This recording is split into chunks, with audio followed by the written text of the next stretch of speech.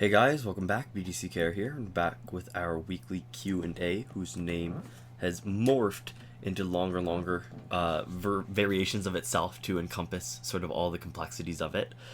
This is Season 6, Episode 31, and the important part is that Q&A is question and answer, and P is the fact that this exists in a podcast format, largely in part due to our patrons on Patreon, and if you're on the video and say, hey, or don't say, I guess, and are thinking to yourself, hey, I'd like to listen to this as a podcast, although I guess you could say it out loud. That seems like a sort of weird choice for you to have made. Okay. Then you can check out the links in the description to view it on a lot of different podcasting platforms. Okay, speaking of saying it out loud, I just want to say something that I heard on another podcast. I don't remember which one it was. It might have been Conan O'Brien's or it might have been Dax Shepard's, but it's along the lines of the joke of, hey, out loud. And sometimes things are just funnier because when somebody says it out loud or you're imagining them saying it out loud, there's a whole picture in your head. So apparently, Carol Channing, you probably don't know her. She's a really old comedian, and apparently this other comedian was working on her show.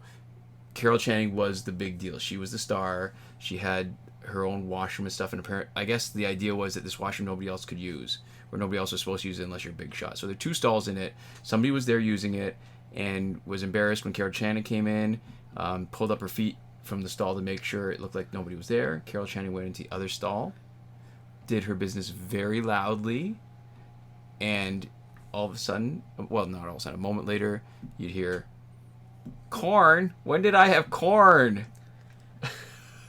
This is much funnier to you than it ever has been to me, and I've heard it so many times. There is just something, the idea that, all right, so to me, the idea that she's saying it out loud, and when potentially she thinks there's nobody there, and I had this mental picture of her looking and being aghast at, well, it's something there that shouldn't be there, and anyway, so it plays on all the ideas, like poop is always funny, poop jokes and fart jokes are always funny, and this is sort of an extension of that. Okay, well, anyways, getting on to the questions. Our first one comes from Elias Cubillo.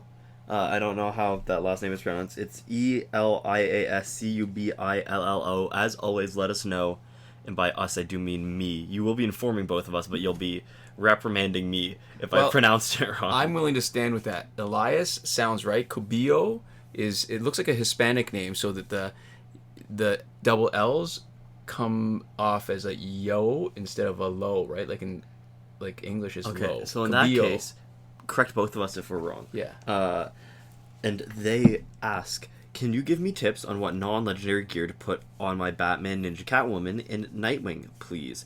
I've got 4th World Chestplate and Lightning Cloak on Nightwing, custom pistols, Bloody Sword, and Hyperspeed Suit on Catwoman.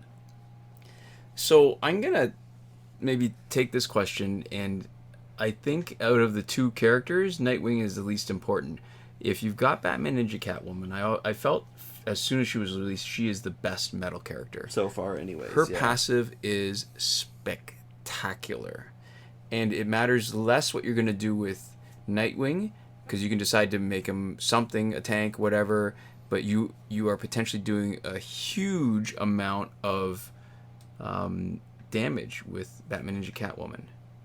So her features are passive, and the first step is figuring out how you're going to trigger it, either with a tag in or special 2. The other option that's listed on our passive is where you knock out her opponent. It's not really a consideration, only because you have a lot less control over it than you do tagging in. Yeah. Or generating power to do a special. You can't really gear her to knock out opponents. That's You're true. doing that all the time. It'll happen or it won't, and normally it'll happen if you gear her right. Right, yeah. Any damage output thing is going to be increasing your potential to knock out the opponent, right? Yeah, which is pretty much always how you're gearing everybody who's not a tank. Right. So here's the thing. Her damage boost is on her basics, not her specials. So once you've triggered her passive, I think you really need to be doing a lot of basics to get the most out of her. And so then that becomes your choice. You've got 3 gear slots. You got to figure out how many of your gear slots you're going to use to try to trigger her passive faster. Yeah. Or make her passive more useful after you've triggered it. Yeah. And they're not the same thing. So you might be thinking, after you trigger passive, you boost crit chance on basics, or you boost your basic damage, and that's kind of partly right. So here's the thing, though. Master's Death Card, it does. It lets you have lots of unblocked combos when you tag in if they're not blocking, and that ties in, ties in nicely to her passive because all right, so just like right now, when we watch Deathstroke come in on Harley Quinn, Death Card does a bunch of little pitter pat hits. Yeah, she's not blocking, and if you wait, even if she is blocking, and you wait until sort of the tail end, the last couple of hits, if you time it right, they release the block. Yeah, the AI releases it, so you get power gen on those hits, and it meets both criteria, triggering her passive faster and taking advantage of her passive because... Yeah, if you're using the tag in, you get damage boosted, and then you get a free combo. Yes. And you get power just in case. Right, so you can get towards your second special, too. Yeah. And that free combo with the, 300% damage boost? That's ridiculous. So while your opponent is getting pitter-pattered with the Master's Death card, you can basically knock them out in a couple of hits. Yeah. So you definitely want crit chance. Master's Death card, I think, is almost made for her. The only way it would be different is if there was some sort of basic damage enhancement, like a crit increase in crit chance. Yeah, obviously it would be better if it helped her specials. Right. Or if her passive helped her specials, I should say, not Master's Death card. Right. Because Master's Death card does. Yes. And here's the other thing too. So you think passive, right? Like the way we normally stack the teams is we try to lean into whatever the strength of their passive is. Yeah. And so we'll go different. Or their stats if they're really unbalanced. Right. That's true. But here's the other thing. Astro Harness would be really useful. And I know they said not legendary gear. Yeah. But I want to start talking from that point because they did mention that they've got Fourth World Chest Plate. That's on Nightwing, sorry. Custom Pistols, Bloody Sword, and Hyperspeed Suit on Catwoman. So it's all non-legendary gear. So Master Death card is that's a legendary gear recommendation too. Yeah. So Astro Harness, because the invulnerabilities give her a better chance for getting lots of unblocked combos. And so that's not unlike Flashpoint Batman. Both of them just do so much basic damage that giving up a third slot for defensive purposes doesn't hurt nearly as much as you think it might. Yeah. Because she's just doing so much. So if we're looking at then just non-legendary gear, though. Yeah, because that was 2 legendary Rex. Which they actually asked not for. Yeah. Not to suggest. Probably because I guess they haven't been in the game long enough and they missed the returns when they had the legendary gears in the multiplayer seasons. So then... And what's interesting about this one is I think this is like a bigger question just because they're newer, right? Yes. How much are the passives upgraded, right? If they're newer, we don't know. We don't know what elite level they have their guys to. These metal characters, we might not be able to take for granted that the passive's at a high level. So this is one of those questions in which, especially with metal characters, how upgraded they are matters actually quite a bit for how we answer. That's true, because it's the difference between 6 seconds of her passive and you want to stack it over and over. Yeah. Or 21 seconds of her passive, which really, if you're doing it right, if you get that a couple times, then you're done. Yeah. So if you're doing 21 and you don't have legendary gear, you probably mostly want to boost basic damage. Right, because boosting the power gen enough to do more than, say, 1 extra special 2, I think I won't say it's impossible, but it's difficult. Challenging. Yeah, in a fight that you're actually winning properly. Yeah. That you don't want to be spending too much time trying to generate another special 2 when you could... The time that it takes you to tag her in and tag her out to do her passive again is probably better, and maybe get a knockout. So that's really where it comes down to it. Anything that can funnel, more basic damage in. So that's boosting, basic. That's boosting crit damage. That's boosting crit chance for basic damage, depending on how you've augmented. And what augments you have on your characters also matters a lot, right? When you're talking about people who have non-legendary gear, if you don't have crit damage augmented, or crit chance augmented, then you basically only want to boost straight percents on basic damage because the bonus damage you deal is not worth it to use gear that boosts your crit chance, right? If you don't have them augmented. Unless it combines it. All right, so let's see their choice. Bloody Sword, I think, is good because it boosts basic damage by 70%. Yeah. And crit chance by 40. Yeah. Custom Pistols is interesting because it boosts basic damage because none of these... Well, actually, the none of these are her own gear, her signature gear. So the custom pistols only gives you, each of these only gives you 2 abilities. So custom pistols will only give you, I believe it's like an unblockable chance of what, like 11%, 10%, something ridiculously small. And because her combo, her tap and her swipe combo are 1 hit, unlike reverse flash, which is 2 hits, which would double or all the flashes actually, which would double your chance. I would probably not pick custom pistols. It's if the unblockable chance was higher, I would. But your chance at getting it unblocked is probably better just by timing it right and then taking advantage of something else that would boost her crit chance. Yeah. So maybe not custom pistols. Maybe another basic damage crit chance booster, unless you're fully augmented. So that would be something like another Auriemma, Prometheum Sword. I mean, we can talk about the power to Screama sticks for Nightwing, but we'll leave that alone. There's so many options, you don't need to do that. I think Hyperspeed Suit on Catwoman is probably a bit of a waste of a slot, because you get 3 abilities. The one that would have been good is Flash only. I think that's the unblockable chance. Yeah. So you get Power Gen boost, and you get, I believe it's a special one, either crit chance or special one boost. And if you're using Catwoman right, I think I don't really want to be bleeding her out using special one, because it doesn't do enough damage. I mean, it does bleed out, and I know that her passive, if you you sort of, what's the word for when you improve a passive? There's it's all different language, right? Yeah, like the literal thing where like the upgraded. Yeah, I don't know. Okay, so if you upgrade her passive, then Dark Power can make it unrinsable, right? So which is significantly better. But if you don't actually have legendary gear, to me it feels like then the chance that she's fully upgraded is low. Yeah. And so if I'm gonna be doing another special, I'm gonna be doing special 2. I'm gonna be saving up the power to trigger a passive again, because the timer stacks, and maybe something else. I mean, maybe something to make her hardier. I'm just getting more enamored of the idea of using these characters. Normally I just say do all gears into one thing, push them as hard as you can into one thing that they're good at. But lately I've been looking at guys like Flashpoint Batman that we're seeing here, where they're just so good already in the one thing that they're great at. What was that thing you talk about in games where you increase it a little bit and it's not enough to make a difference? I forget. It's something about threshold. Is it like a lethal difference or something? I don't remember. But yeah, basically the idea is that when you're playing a game that's running based off of numbers, there's like, if you are currently killing an enemy in 5 hits, it doesn't matter if you increase damage until you kill an enemy in 4 hits. Right? So there's when you're increasing numbers incrementally, there's a lot of ways to change the numbers that don't change the gameplay at all. And that's really important to notice, especially when so many of these things are percents, right?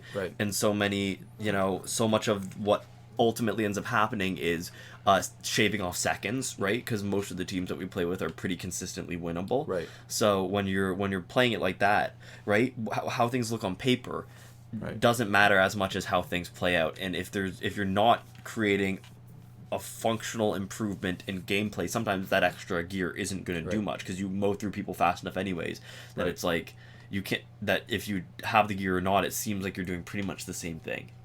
That's the idea. Okay, that's perfect. You summed that up perfectly. So with Catwoman, Batman Ninja Catwoman, I think that if you, all right, so maybe here's a second thought, because I'm just off the top of my head.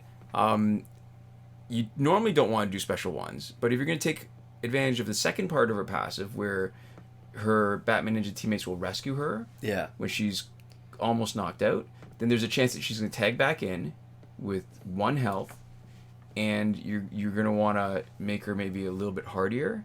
So one of the basic damage boosters, again, to take advantage of her damage passive, her offensive part of her passive, would be like Mutated Bone Spikes or Knife Collection, because it boosts your basic damage. It doesn't boost the crit chance, which I would like, but it heals on special 1. So having her, again, normally I'm not a big fan of healing, but if you're not using legendary gear like Astro Harness, then you almost need to heal her a little bit if you want her to be a bit harder. And I guess you'd have to, this is one of those situations where I think playing it out with her would make a lot more sense to get a feel for it, to see how often you'd actually need the healing. Yeah. And if you just don't do any healing, but give her, so 2 basic damage boosters, or maybe 3 basic damage boosters, or 3 basic crit chance boosters. Yeah. To get you to as close to 100 as possible, so that when she does her 300% boosted basic damage, it's crit. Yeah, and the interesting thing is, because you actually mentioned the threshold difference, because we don't know how, eluded, right, how leveled up all your stuff is, right, we don't actually know what gear is going to make that gameplay difference. And the cool thing about it is that the earlier on you are as far as damage goes, right, the the lower your numbers are, the more every percent or every value increment makes a difference, right? But the higher up you are, the less of a difference it makes. I think the easiest way to illustrate is when we talk about like the noticeable threshold, right? Right. Like, let's talk about an example in which something has 100 health, right? Yeah. And you can deal, anywhere between 0 and 100 damage, right? Mm-hmm. Where you sort of notice the differences at different stages. So when you're dealing 1 damage, it's 100 hits. The difference between 1 and 2 means, but then 50 hits, yeah. But the second you get to, 50 damage, right, any number between 50 and 99 is exactly equivalent in how it plays, right? Because if you deal 99 damage, it still takes 2 hits. Right. If you deal 51 damage, it takes 2 hits. So it'll really depend on the kinds of enemies you're facing. And because, there's no example like that where you're dealing like half their damage in a single hit for almost everybody, right? It doesn't, it's not going to be that sort of insignificant. Right. If they're super, like, max leveled up in all the different ways. But it will matter a little bit, right? Mm-hmm. How far in you are.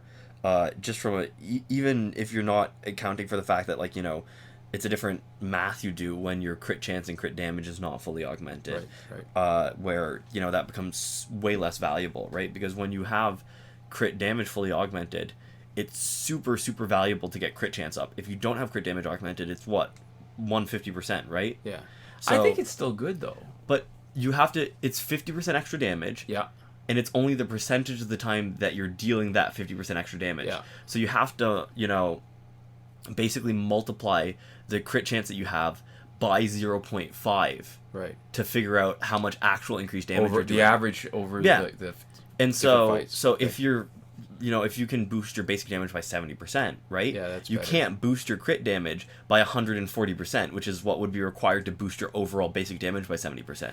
Except if you put them both together, in the same gear. If you are at crit, so the math gets a little funky, right? Because 70% is a straight up boost. Yeah. So it's a boost of plus 70%, whereas crit damage is a multiplier. It's geometric. Yeah. It's 1.5 times. That's true. So if you've got enough increased basic damage, like in Catwoman's case, boosting her basic damage by 70% may not be as valuable as boosting her crit chance by 40%. That's true. So, see, that's the problem when we don't have the exact numbers. Is it's going to be really challenging, because what you have to do is to figure out how much net damage over your baseline on average you're doing. You have to add all the basic damages initially, right? So you start with 1, and then you add, like, 70% is like 0.7, right? You add whatever fractions of 1, and that's how much basic damage you're dealing. And then to figure out how much extra damage you're dealing, you need to add what your crit damage is minus 1. So if you're dealing 150% crit damage, that's 0.5. That's 1 minus. Right. That's the number minus 1, and then multiply that by your crit chance. Right. And then multiply that by your basic damage to figure out how much you're dealing relative to just, like, stock standard no gear. And so that's a big equation, and I don't know exactly how the numbers work out with your specific character. In this case, Batman Ninja Catwoman, then, to me, it's relatively simple. If she's not augmented for crit chance, I would give her at least 2 pieces of gear that boosts crit chance on basics. Hopefully, both of those will also boost her basic damage. Yeah. And then maybe give her a third one that will make it so that you can take better advantage of the second part of her passive, so that she can heal a little bit and survive if she tags back in after Nightwing has saved her.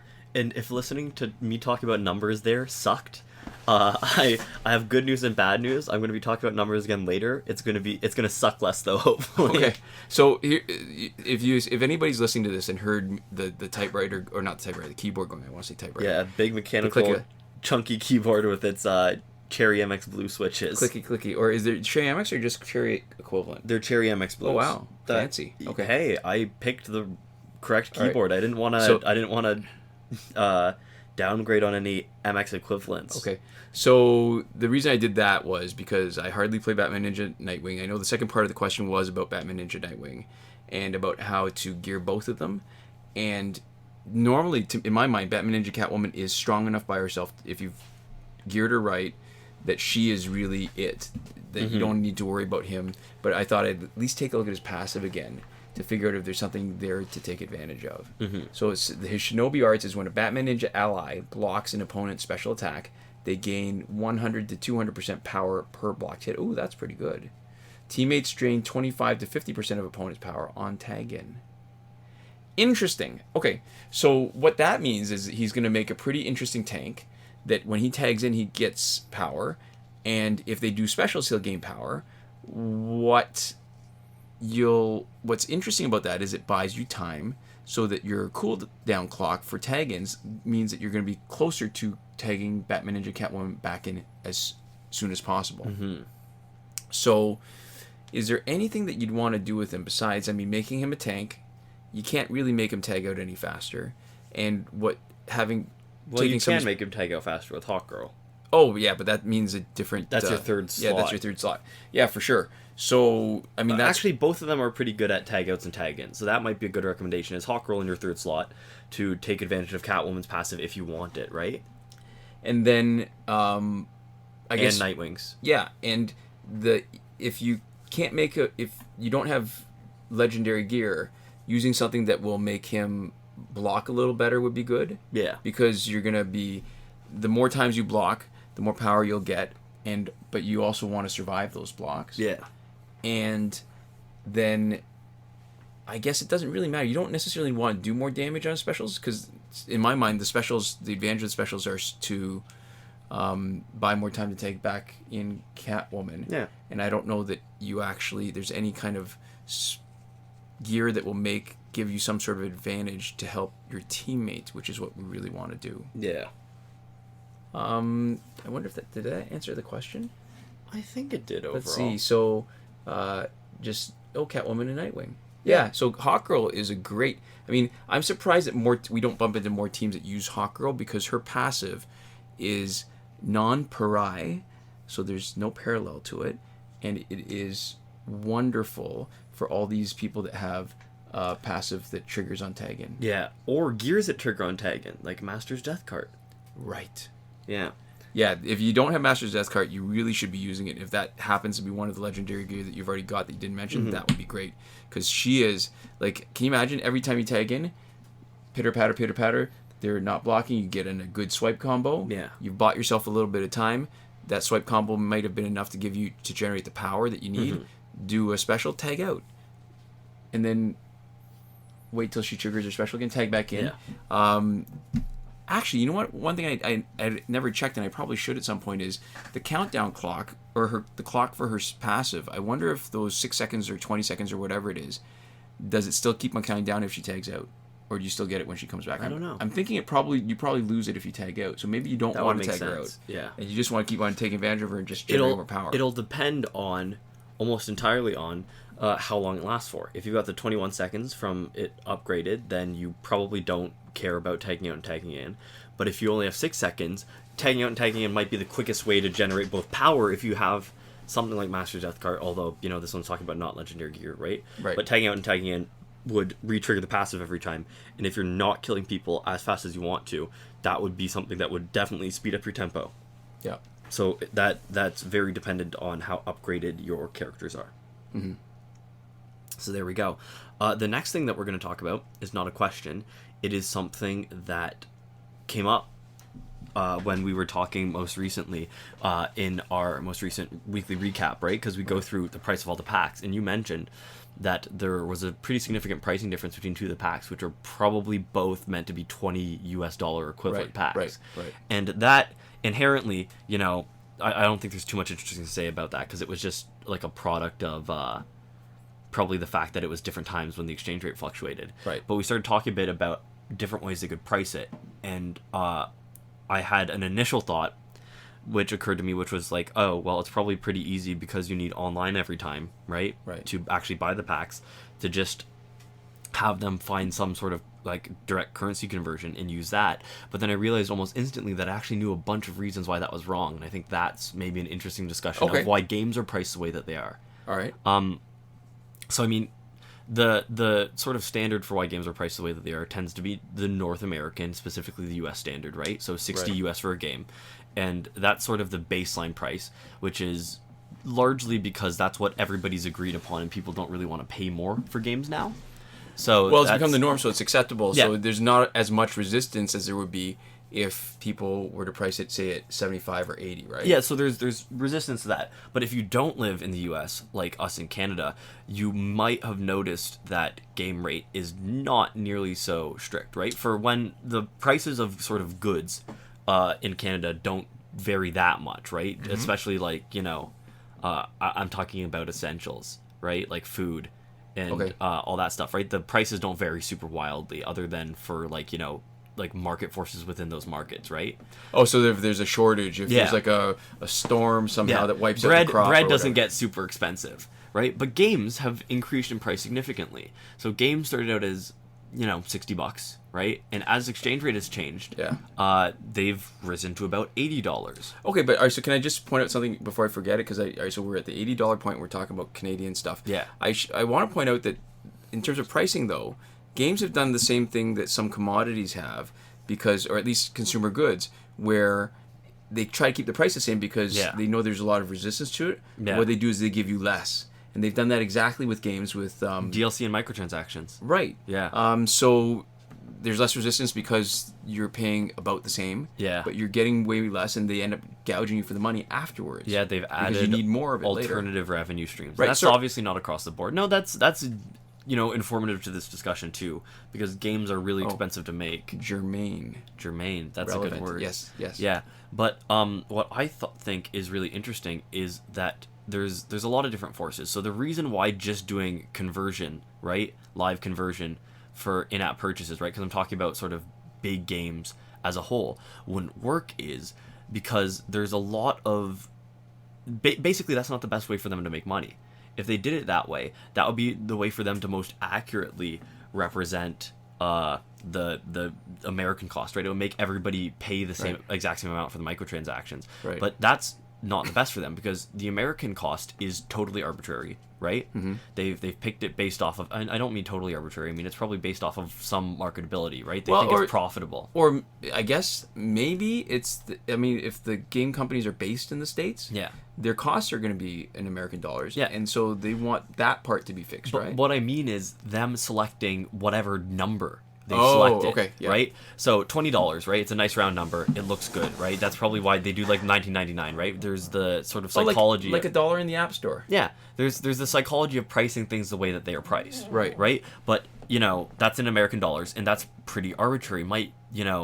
If another currency displayed a different number, might people pay the equivalent of 22 US? Might people pay the equivalent of 18, right? So it's an arbitrary price point. So when you switch to another currency, right, it's probably as important to have it be sort of that like nice round number, the sort of psychologically appealing number, that it is to actually accurately mimic a number that was picked sort of probably half based off of the idea of supply and demand for cost, right? Where the more they charge for it, the less people would buy. But also probably partially picked arbitrarily just based off of the fact that was a nice round number. Well, because there's that separation, right? I think we talked about it. I can't remember what context, but sometimes you price it either according to how much it costs you to make it. Yeah.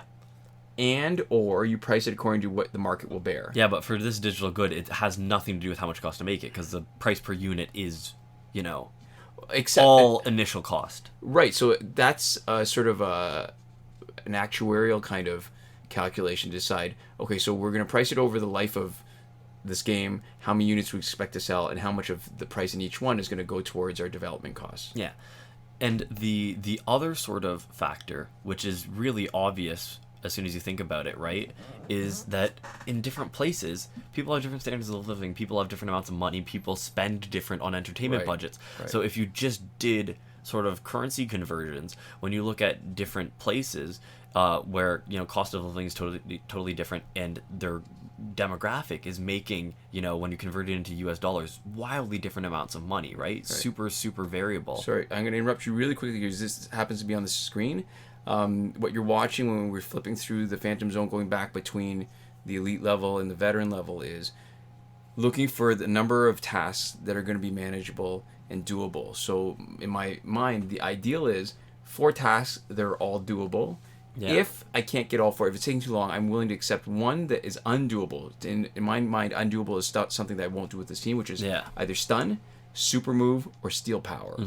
Just takes too long. I'd have to switch to a different team, change all the gear loadout. So 4 things that I can do easily, 4 things that I can do, or at least the 3 that I can do easily, with one of them being 10 online fights, because it's worth a lot and it's dead easy to do. Sorry, go ahead. I just want to point that out while I was on the screen. So that consideration, right, how much people can pay, right, is another really important consideration, because it's a really important one when, like we just said, the price per unit is you know, 0 once you've already made it. Right, what the market will bear. So when they're selling it, really, it makes more sense, even if you're selling it for like 10 cents, right, and it's 20 US.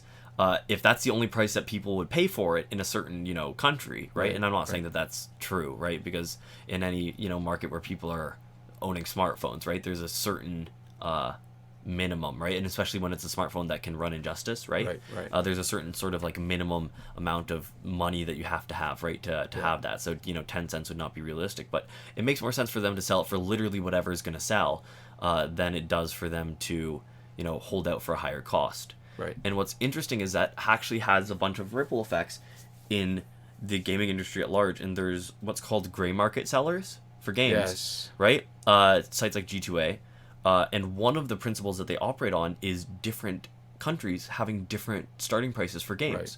So people will be able to sort of make money because whatever country they live in sells games at a rate which is, you know, when you do the conversion, like in the global economy, cheaper than the US. And so they sell it for more than what they got it for, but still less than what the other region or country they can buy it for, so that they're exploiting the difference in price. That happens in the stock market, where different stocks are sold on different markets at the same time, and people take advantage of the pricing and the exchange rate, the little advantages, and do it in high enough volume so that they make money that way. Yeah, and so that's one of the reasons, because it's one of the reasons for region locking. Right. Because when there's difference in prices, you don't want people doing that, right? Especially when you're moving units en masse. Right. So you don't want to lose that market in the place with the lower cost of living. Sorry, not the lower cost of living, lower living standards. What am I talking about? Yeah. So you don't want to lose that market. You still want to get money out of them, but you also don't want to do that. Oh, this is perfect. Yeah. In the news lately, the U.S., Trump, has said that he would be putting into effect legislation that would allow U.S. Americans to import cheaper drugs from Canada. So the U.S. has, I guess they've got rules against, what's their Medicare thing called? I guess it's Medicare. Against Medicare negotiating a better price on drugs with Big Pharma. And that's probably a result of Big Pharma having the lobbyists and influencing the legislators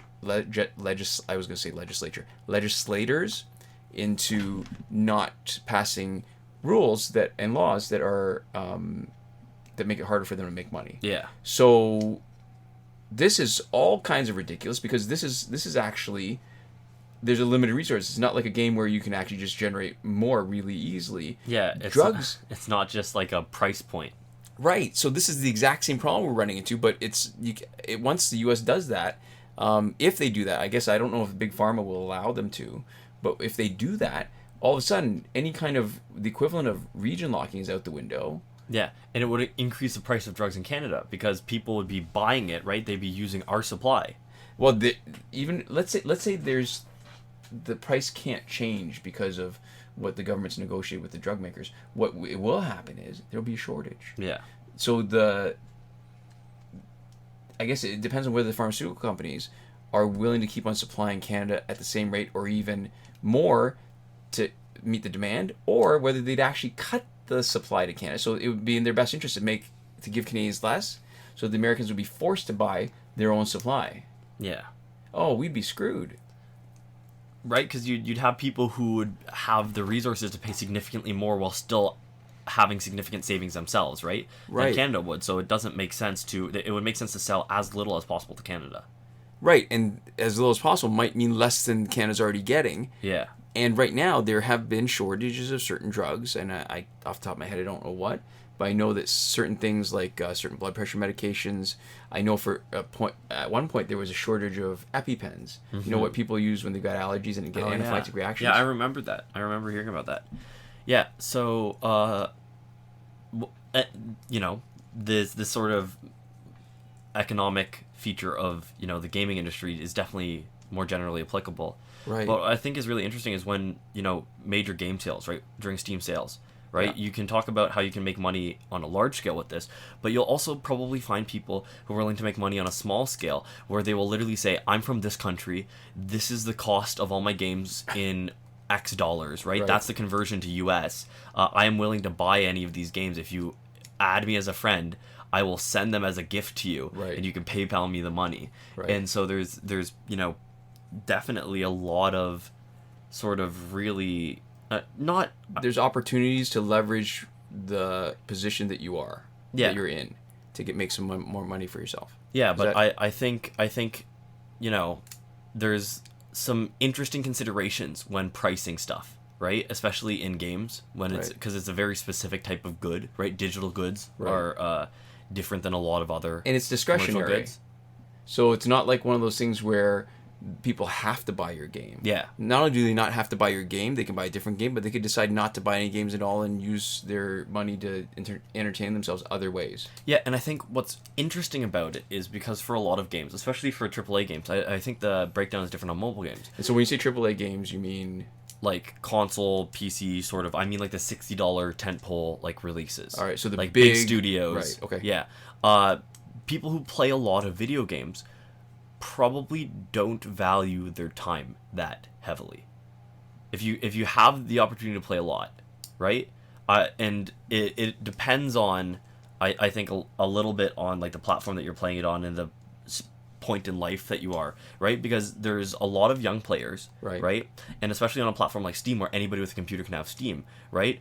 These kids probably don't have jobs, right? And if you spend a lot of time playing video games, you have a very limited amount of income, right? If you can spend all this time, even if you're not making much per sale, if you can spend this time sort of working in the cracks based off of the country that you're in, right? Okay. You can make enough money to like buy another game. Okay. And when a game like CS:GO, where people will buy it for like, I don't know, like 20 something bucks, right? Yeah. And it'll last them like hundreds or thousands of hours, right? It's interesting the amount of sort of legwork and sort of sketchy back channels that people are willing to go through for not a lot of money because of the way that they undervalue their time, or not even undervalue their time, because I think for some of them their alternative is paying for because their time actually is not that valuable because their ability to generate income. All right, so I've got a perfect example of this. When I was younger in Toronto, there was a record store called Sam the Record Man. Mm-hmm. Every Boxing Day, for people who are not in Canada, Boxing Day is a big deal. It used to be our big sale day, the day after Christmas. It's sort of like Black Friday. Yeah, it was. Yeah, although now it seems like even Canada or non-US countries have adopted the idea of Black Friday. Yeah, we have Black Friday now too, and Cyber Monday, and not in large part because everybody's buying stuff from Amazon anyways. Right. So everybody has Black Friday. So Sam the Record Man would have tapes and records and eventually CDs on sale, like universally, where everything was at least 20% off. Yeah. And so for one day, so if you were looking for something really obscure that was not that popular, that wouldn't go on sale like the mainstream stuff would. Yeah, stuff that nobody would ever bother to put on sale because they weren't looking at it. Right, and they had so little of it that they're not trying to appeal to a broader audience. That would be the day to go down to. So I would go down with some of my friends, and we would be down outside Sam the Record Man at like 7 a.m. the day after Christmas, and spend a couple hours in line and then hours shopping because of the deal. And when you think about how much we'd be saving, we probably, even back then, we still would have been better doing it with like a minimum wage job. Yeah, getting a job and then just buying the records. Right. For full price. But that's exactly what you're talking about, right? Yeah. Like, I lived that. Yeah, and you weren't undervaluing your time, because it probably would have been hard to, like, you would have had to restructure your life to have a job in which you were making money in that way, right? It would have been... I was appropriately valuing my time, but my time was not very valuable. Yeah. Yeah, and so I think it's interesting, because I think the mobile game market is totally different, right? Where a lot of these purchases are actually people putting a price tag on their time. Right. Pretty directly, right? Where I think the mobile market has a lot more opportunity for people who, you know, have jobs, don't have a lot of time to dedicate to playing games, right? The kind of person who's willing to play like a big, massive, like 80-hour open world game, right? Is, you know, in some cases, people who have, you know, jobs, and it's their way of relaxing, and they'll play it over the course of like years or months or whatever after. But I think the bread and butter of the gaming industry is probably not people, or for the AAA gaming industry, that's what I'm saying specifically, you know, a lot of the people who are playing a lot of games, right, and have all this time to sink in, don't have as valuable time. Whereas, you know, the mobile market, most of what they're doing is saying, hey, pay money to either reduce this frustration or reduce this time. And in the cases that people are reducing the time they're spending, it is because they're specifically saying, this is the value that my time has. Right. That is interesting. Versus like the AAA game market, where you're paying money to have more entertainment, right? Right. You're getting sort of less play value out of spending money on in-app purchases in most mobile games. But the game design is different too, right? So if you're talking about the console games, they're designed to give you an experience. And a lot of mobile games are designed to sort of give you an experience, but to try to squeeze a little bit more money out of you to make you want to spend more money. Yeah, after getting it free, you're getting it really cheap. Their payment structures are different, right? Where once you've paid money up front, what they want to do is either squeeze more money out from in-app purchases in the same way that games do, if they can get away with it. But at the end of the day, because you have paid them money, they want you to have a positive experience, so that you will buy the sequel, so that you will give it a good review, so that you will maybe tell your friends about it, so they have more motivation to, in one way or another, make you feel like you've gotten value for it. Because, you know, gaming is, you know, in a lot of cases social in one way or another, or informed by the opinions of other people in one way or another. So they're motivated to bring more eyeballs and more money to it, and the best way they can do that, or not the best way, but one of the good ways they can do that, is making people feel like they've had a good time with it, because that translates into other people maybe purchasing it. As opposed to Injustice, where it's a free-to-play game, it looks really nice, you can get pretty far. This is what always amazed me about Injustice, was that for a free-to-play game, they did not put up much of a paywall for years. So you could make good progress in the game, you could have pretty much all the content without spending a dime. And I've always appreciated that, although now with all the pack rotations that are all cash now... It's much harder. It's much harder. It's still... I mean, I guess it's hard to imagine the frustration that other people feel when, oh, this was lucky because this is a Batman Ninja team and it looks like Catwoman is coming in last, so she gets none of her revives. Okay, so anyways. Do you know what I actually think it is, though? I think when we started playing, it was a game that had a ton of content, but was ultimately for completionists if you wanted it to be. And it was an advertising sort of vehicle for the console game. Yeah, but the longer that it's gone on, for new people coming in, it has become less and less possible to be a completionist. And it's already, even for people who start from the beginning, you can't have everything maxed out anymore, right? Just because of how augments work, right? So it has slowly moved further and further away from a completionist game. And I think to new players coming in with the purchasing packs, it has fully moved away from that, where it's, you know, one of the things that it did was make it harder to grind and harder to get better teams. But another thing that it did was make it almost impossible, like on an even greater scale, to be completionist, to the point where you can't even you are specifically purposefully disadvantaged compared to people who started playing the game earlier. But I think the nature of the game has shifted enough that it's possible that, you know, I think definitely people are coming in and being frustrated that they can't, you know, get everything the same way, right? Especially when they see other people with it, right? But I think it's moved far enough away that I think maybe that's a lower proportion of the player base going and expecting to be, getting everything. Right. So it's a different game for them. Yeah. Even though it's the same game, it's a different experience for them. Yeah, there's a sort of, I think, a inherent difference in objectives where if you come in and stay for any length of time, I think you have a different understanding of where you're going to end up if you start playing now versus if you started playing when we were playing. Because we got everything at one point. And I guess it's still flipped for us a little bit because as new characters came out, we've made a conscious choice not to be completionists in the sense at least that none of our Flashpoint team, for example, are Elite 7, never mind Elite 10. Yeah. And part of that is just that, but we still collect the extra copies. We do. That's the thing. So we're still in a very real way try to complete as much as we can, but we have long since had to give up on the dream of being actually fully completionist because that used to be the thing. Right. Every time an update would drop, it used to be as quickly as possible return to a state in which you had literally everything at its best possible level, elite, gear, whatever, at its highest possible sort of power level. Right, and that can't be it anymore. So they've made move after move away from it, and I think that Pack 1 is the one that was the most sort of on purpose in the sense that everything else was sort of coincidental by adding content that added a massive amount of required playtime or added a really sort of slow drip feeding, whereas this one was just removing sort of the ability to expand your collection in a way that used to exist without real money.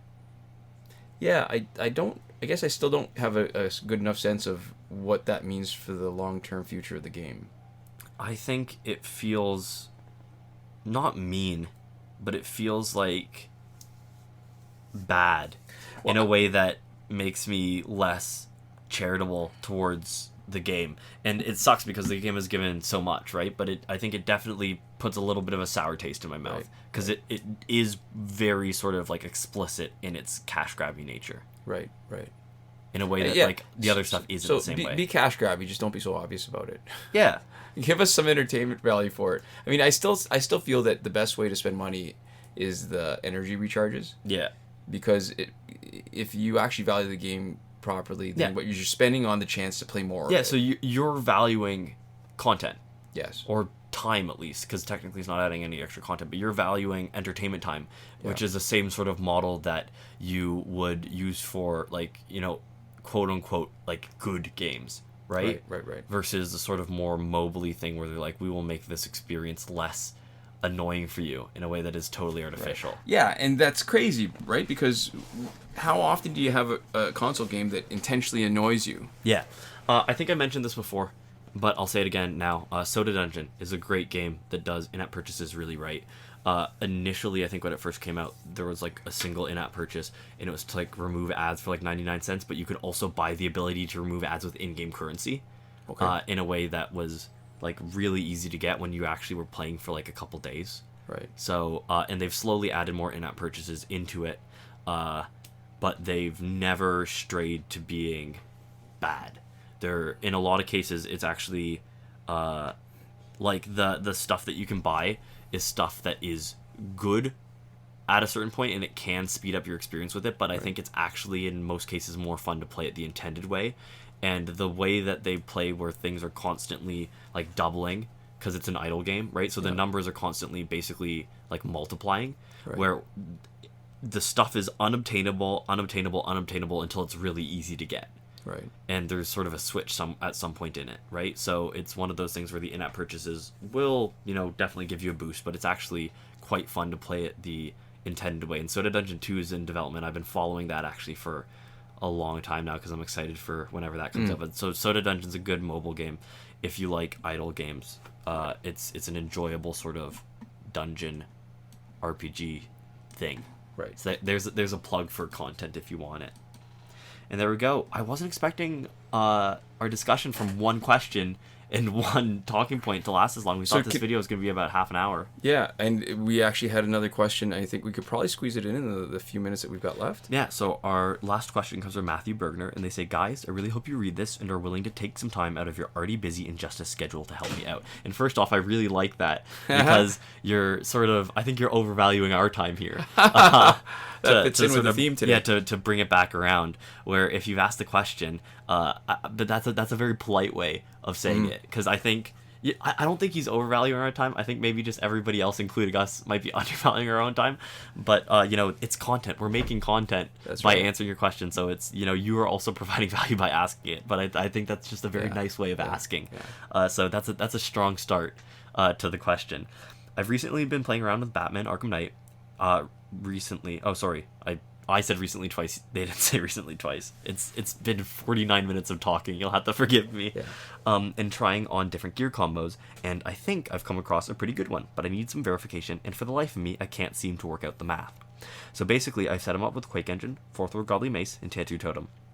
Starting the match with 2 bars of power and crit buff is making for a great deal of special 2 splash damage, but the Godly Mace seems to negate the damage boost provided by the Quake Engine. Specials do 50% more damage against opponents with less than 1 bar of power.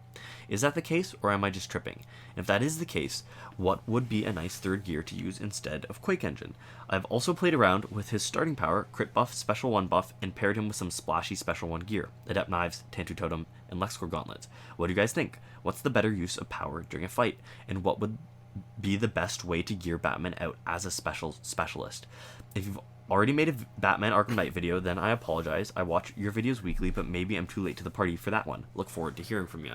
And this is a really good question, I think. This is sort of the platonic ideal of a gameplay question to me, because it gives a lot of information. It shows that the person is clearly thinking about stuff, experimenting for themselves already. Right? And also it's nice to us. Yeah. And it mentions right in there that you watch our videos weekly. Right. The only thing that would have been better is if they say, I like all your videos as soon as they come out. All right, so yeah, I love this question, actually. Yeah, so thanks so much for the question. Exactly those reasons. And there's more than enough information to really get a sense of what they're trying to achieve. So you've got Batman Arkham Knight. One thing I would suggest, and I'm going to link to the video in the description, and if I remember also in the eye and top right corner, but I'm not so good at that because the videos are so long, so it's harder to put those little, what are those called? I can't remember. Cards? I don't know. The cards. Yeah, I think, if you're going to be playing it and you don't mind cheating a little bit, you can actually give him 3 of the boosts at the beginning of the game, and the video explains how it works. So picking 3 boosts is actually better. And here's the thing about Tattoo Totem and the 4th World Godly Mace. So 4th World Godly Mace only gives you 15% splash damage, which in the Brave New World of Tattoo Totem is actually not a lot. 50% on a good special 1 is much better. And your priority with Tattoo Totem should always be to knock out the opponent to get all your power back. Yeah. So if you sacrifice some of the power or the damage that Special 2 does in exchange for some splash damage on 2 of the other guys, which is effectively only 30% boost, 30% boost spread out over 2 different guys, not worth it. I think...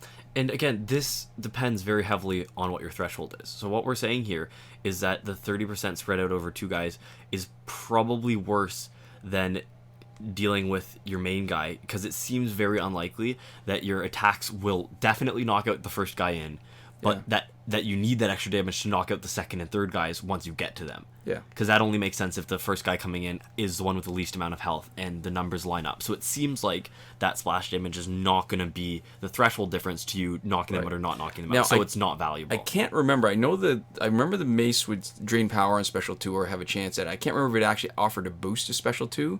And from what I remember, it's not enough to make it worth just giving, say, increasing the crit chance.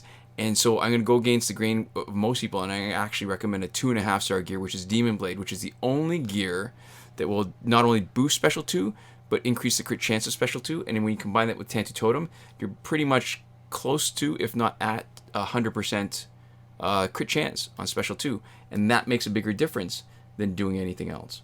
Yeah. And I guess it's nice to have the boost on Quake Engine against an opponent that has less than 1 bar of power, and that is almost surely enough to guarantee the knockout. And you really only run into trouble not having splash damage if you are facing somebody who's not in first slot with Astral Harness. That's where the biggest advantage comes from, because with his Special 2, I mean, really, there shouldn't be any chance, if you're starting with 2 bars of power, there shouldn't be any chance that you're going to not be able to knock them out. Yeah. Because it's a multi-hit special. I guess if they have a revive, because it's back end loaded in the last hit, that you might have trouble with somebody like a Blackest Night team where they're not reviving, in which case you'd want to do something different. But I mean, the other thing is, if you've seen in our game where we switch out the gears in the middle of the fight, you could actually just adjust your gears depending on who you're facing, and then make him a special one specialist, and then do that loadout that you like with the Adept Knives and the Lexor Gauntlets to give him a really high damage special one, do a bunch of splash damage, and soften up, because it's multiple hit, right? So they revive. If you got any hits left in it, you're going to be doing more damage. Yeah. So that's some general advice. Unfortunately, we don't have an answer to your specific math question, right? And whether or not it's doing something that it shouldn't be, or if you're just tripping. I mean, if it feels like it to you, there's a decent chance that even if it shouldn't be, you're right. Yeah. Because, the game has a lot of weird sort of, like, little quirks, right? Right, like Regime Green Lantern feels like he's doing more power gen, like way more than just a 5% power gen boost compared to animated Harley Quinn. Yeah. So we can't speak to it specifically because I guess when you talked about our busy Injustice schedule, that's one thing that we didn't have time for, which is actually, play it and try to test it with and without to figure it out. But I would say if it feels that way, it almost doesn't matter if it is that way or not. Because if it feels that way consistently, then it's probably worth switching out your gear, especially because we, have potential suggestions for you to switch out your gear anyways. Right. Right? So the original question was, which should they use instead of the Quake engine? Yeah. And I'm saying keep Quake engine and swap out Fourth World Godly Mace. So there you go. That's maybe a bit of unexpected. And we do actually have a few. It might be a bit of a dig. If you just search YouTube with BDCKR and Arkham Knight Batman, we've used Arkham Knight Batman in a bunch of different ways. In our multiplayer fight videos, we always talk about the strategy. Yeah. So I think our tags are not great, though. I think if you're trying to look for the videos and it's a team video, you might not be able to find the specific ones that use one character. So that might be our fault. That's true, but I remember we had, an Injustice 2 Superman with Arkham Knight Batman team as our sort of, at that time it was the best team. Even though they didn't really have a lot of synergy, they were just so darn good individually that the team that they were great for fighting hackers. Yeah. So that was remember the Ares hacker that had the timer? So even though it was a real character, they if you didn't beat them within a certain amount of time, you would automatically lose the fight. Yeah, because the timer was tied to the character instead of breakthrough for some reason. Right. So maybe I will try to.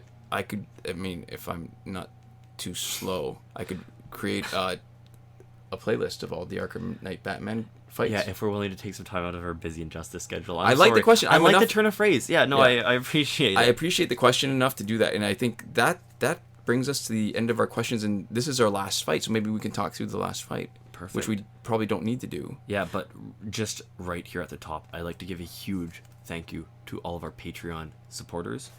I'd like to thank Console Peasant, who is supporting us at the highest last word tier, John Auriemma at the Your Message Here tier, Shawn Farrell, Daniel Simonson, Aaron Mall, and Michael DeVries, who support us on the credited level, and Eddie G and Chris Wolf at the gratitude level.